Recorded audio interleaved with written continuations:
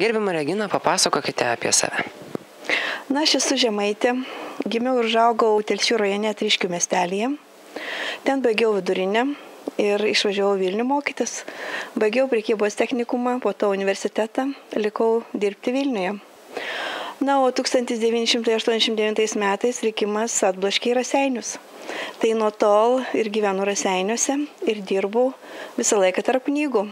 Pradžiai dirbau knygyne, Raseinių knygyne UAB. Ten senas knygynas, kur dabar iki. O kai ten privatizavo 2002 metais, įsikūriau čia privatų knygyną. Ir dabar 13 metų, kaip dirbame čia. Jūsų knygyne knygas dažniau perka vaikai ar suaugę? Na, daugiausia pirkėjai yra suaugę žmonės. O vaikų mes irgi sulaukiam, jie atbėga nusipirkti pratybų. Na ir labai dažnai kartu su tėveliais lankosi knygyne. Kokio žanro dažniausiai perka suaugę?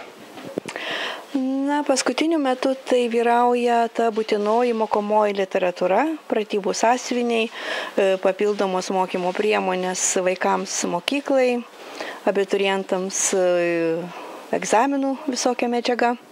Na, žinoma, neatsilieka ir grožinė literatūra. Ir paskutiniais metais mes pastebėjom tendenciją, kad populiarėja psichologinė literatūra. Apie gyvenimą, apie gyvenimo prasmę, apie, žodžiu, kaip geriau šiais laikais išgyventi, kaip geriau jaustis. Ir apie jogą labai domisi žmonės, meditaciją. Tai dabar populiaru. Ar galite išskirti vieną populiariausią ar perkamiausią knygą 2014 metais? Oi, labai lengva. Čia 2014 metų topas ir turbūt gyvenime nesu per tą 26 metus tiek pardavus vienos knygos per pusę mėnesio. Tai yra knyga mūsų raseinietės Modestos Žukauskienės, knyga Slaptas suliepnėjusios merginos dienoraštis. Mes jų per pusę mėnesio pardavėm 88.